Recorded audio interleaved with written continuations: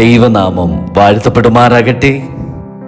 ദൈവത്തോടുള്ള വിശ്വസ്തത, അനുസരണം, ആരാധന, ഉപവാസം, ഉടമ്പടിയോടുള്ള പ്രതിബദ്ധത എന്നിവയെക്കുറിച്ച് പഠിക്കുന്ന വളരെ പ്രധാനപ്പെട്ട ഒരു തിരുവചന ഭാഗമാണ് ഇന്നത്തെ നമ്മുടെ അനുദിന പ്രഭാത തിരുവചന വായനാധ്യാനം. ഈ വായനാ ഭാഗത്തിൻ്റെ കേന്ദ്ര സന്ദേശം ദൈവത്തിന് ആദ്യ സ്ഥാനം നൽകുമ്പോൾ നമ്മുടെ ജീവിതത്തിൽ ദൈവവുമായി ആഴത്തിലുള്ള ഒരു കൂട്ടായ്മയിൽ നാം വളരുന്നു. ഇന്നത്തെ നമ്മുടെ അനുദിന പ്രഭാത തിരുവചന വായനാധ്യാനം പുറപ്പാട് പുസ്തകം 38-ാം അധ്യായം 18 മുതൽ 28 വരെയുള്ള തിരുവചന ഭാഗമാണ്. പിതാവിൻ്റെയും പുത്രൻ്റെയും പരിശുദ്ധാത്മാവിൻ്റെയും നാമത്തിൽ തന്നെ ആമേൻ. പ്രിയ ദൈവമക്കളെ, നമ്മുടെ കർത്താവും രക്ഷിതാവുമായ യേശുക്രിസ്തുവിൻ്റെ നാമത്തിൽ നിങ്ങളെല്ലാവർക്കും അനുഗ്രഹീതമായ നല്ല ഒരു പ്രഭാതം ആശംസിക്കുന്നു.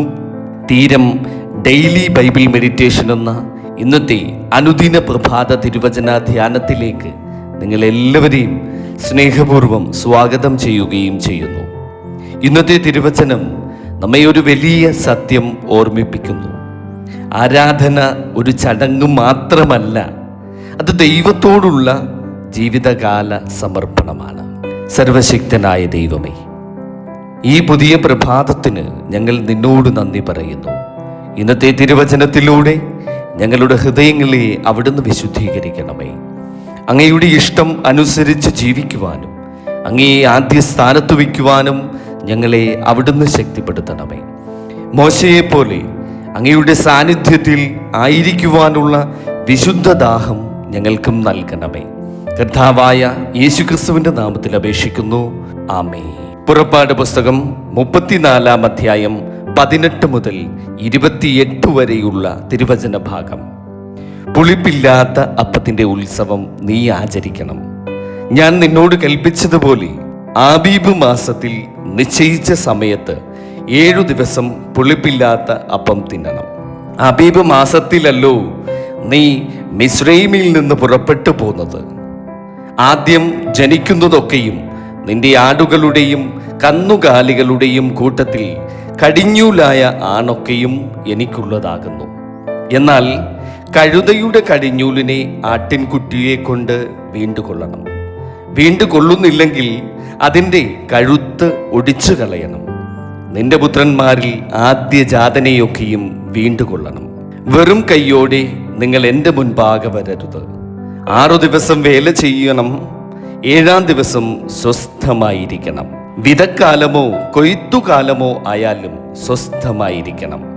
ഗോതമ്പ് കൊയ്ത്തിലെ ആദ്യ ഫലോത്സവമായ വാരോത്സവവും ആണ്ടറുതിയിൽ കായ്ക്കനി പെരുന്നാളും നീ ആചരിക്കണം. സംവത്സരത്തിൽ 3 പ്രാവശ്യം പുരുഷന്മാരൊക്കെയും ഇസ്രായേലിൻ്റെ ദൈവമായി യഹോവയായ കർത്താവിൻ്റെ മുൻപാകെ വരണം. ഞാൻ ജാതികളെ നിന്റെ മുൻപിൽ നിന്ന് ഓടിച്ചു കളഞ്ഞ് നിന്റെ അതിർത്തികളെ വിശാലമാക്കും. നീ സംവത്സരത്തിൽ 3 പ്രാവശ്യം നിന്റെ ദൈവമായ യഹോവയുടെ മുൻപാകെ ചെല്ലുവാൻ കയറിപ്പോയിരിക്കുമ്പോൾ ഒരു മനുഷ്യനും നിന്റെ ദേശം മോഹിക്കുകയില്ല. എൻ്റെ യാഗരക്തം പുളിപ്പുള്ള അപ്പത്തോടുകൂടെ അർപ്പിക്കരുത്. പെസഹ പെരുന്നാളിലെ യാഗം പ്രഭാതകാലം വരെ വച്ചേക്കരുത്. നിന്റെ നിലത്തിലെ ആദ്യ വിളവിൻ്റെ ആദ്യ ഫലം നിന്റെ ദൈവമായ യഹോവയുടെ ആലയത്തിൽ കൊണ്ടുവരണം. കോലാട്ടിൻകുട്ടിയെ അതിൻ്റെ തള്ളയുടെ പാലിൽ പാകം ചെയ്യരുത്. യഹോവ പിന്നെയും മോശയോട് ഈ വചനങ്ങളെ എഴുതിക്കൊള്ളുക. ഈ വചനങ്ങൾ ആധാരമാക്കി ഞാൻ നിന്നോടും ഇസ്രായേലിനോടും നിയമം ചെയ്തിരിക്കുന്നു എന്നരുളി ചെയ്തു. അവൻ അവിടെ ഭക്ഷണം കഴിക്കാതെയും വെള്ളം കുടിക്കാതെയും 40 പകലും 40 രാവും യഹോവയോടു കൂടെയായിരുന്നു. അവൻ 10 കൽപ്പനയായ നിയമത്തിൻ്റെ വചനങ്ങളെ പലകകളിൽ എഴുതിക്കൊടുത്തു. ആമേൻ, ഹല്ലേലൂയ. പ്രിയ സഹോദരങ്ങളെ, ഇന്നത്തെ നാം ഈ കേട്ട തിരുവചന ഭാഗത്തിൽ ദൈവം തൻ്റെ ജനത്തോട് വീണ്ടും തൻ്റെ വിശുദ്ധ കൽപ്പനകൾ ഓർമ്മിപ്പിക്കുന്ന ഒരു തിരുവചന ഭാഗമാണ്. പുളിപ്പില്ലാത്ത അപ്പത്തിൻ്റെ തിരുനാൾ ആചരിക്കുക. ആദ്യ ഫലങ്ങൾ ദൈവത്തിനായി സമർപ്പിക്കുക. വിശ്രമ ദിവസം വിശുദ്ധമായി പാലിക്കുക. ഈ കൽപ്പനകളിലൂടെ ദൈവം തൻ്റെ ജനത്തെ പഠിപ്പിക്കുന്നത് ഒരു പ്രധാന സത്യമാണ്. ജീവിതത്തിൻ്റെ ആദ്യവും ഏറ്റവും നല്ലതും ദൈവത്തിനുള്ളതാണ്. ഈ ഭാഗത്തിൻ്റെ അവസാനം നാം കാണുന്നത് അതിലും അത്ഭുതകരമായ ഒരു സംഭവമാണ്. മോശ 40 രാവും 40 പകലും ദൈവസന്നിധിയിൽ കഴിഞ്ഞു. അവൻ അപ്പം കഴിച്ചില്ല, അവൻ വെള്ളം കുടിച്ചില്ല. കാരണം ദൈവ സാന്നിധ്യം അവൻ്റെ ആത്മാവിൻ്റെ ആഹാരമായിരുന്നു. ഇത് നമ്മെ പഠിപ്പിക്കുന്നത് ദൈവത്തോടുള്ള യഥാർത്ഥ കൂട്ടായ്മ മനുഷ്യനെ അകത്തുനിന്നും മാറ്റുന്നു. ഇന്നത്തെ ലോകം തിരക്കുകളും ശബ്ദങ്ങളും കൊണ്ട് നിറഞ്ഞിരിക്കുന്നു. എന്നാൽ ദൈവം നമ്മെ തൻ്റെ സന്നിധിയിലേക്ക് വിളിക്കുന്നു. പ്രാർത്ഥനയ്ക്കായി സമയം മാറ്റിവെക്കുവാൻ, തിരുവചനം ധ്യാനിക്കുവാൻ, ദൈവത്തെ ജീവിതത്തിൽ ഒന്നാം സ്ഥാനത്ത് വയ്ക്കുവാൻ.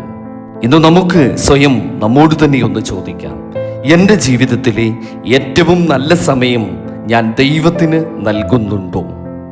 ഞാൻ പ്രാർത്ഥനയിൽ സ്ഥിരതയുള്ള ഒരു വ്യക്തിയാണോ? ദൈവത്തിൻ്റെ സാന്നിധ്യമാണ് എൻ്റെ ശക്തിയെന്ന് ഞാൻ തിരിച്ചറിയുന്നുണ്ടോ? പ്രിയരെ, ദൈവത്തെ ഒന്നാം സ്ഥാനത്ത് വയ്ക്കുന്ന ജീവിതം ഒരിക്കലും നഷ്ടപ്പെടുകയില്ല. ഒരു നിമിഷം നമുക്ക് നമ്മുടെ കണ്ണുകൾ അടച്ച് ദൈവസന്നിധിയിൽ പ്രാർത്ഥിക്കാം. കരുണാനിധിയായ സ്വർഗസ്ഥ പിതാവാം ദൈവമേ, ഇന്നത്തെ തിരുവചനത്തിനായി ഞങ്ങൾ നിന്നോട് നന്ദി പറയുന്നു.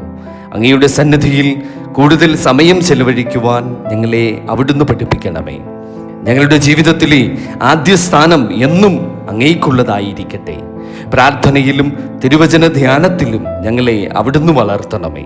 ഞങ്ങളുടെ കുടുംബങ്ങളെ അനുഗ്രഹിക്കണമേ. രോഗികളെ സൗഖ്യമാക്കണമേ. ജോലി അന്വേഷിക്കുന്നവർക്ക് പുതിയ വാതിലുകൾ തമ്പുരാനെ അവിടുന്ന് തുറന്നു നൽകണമേ.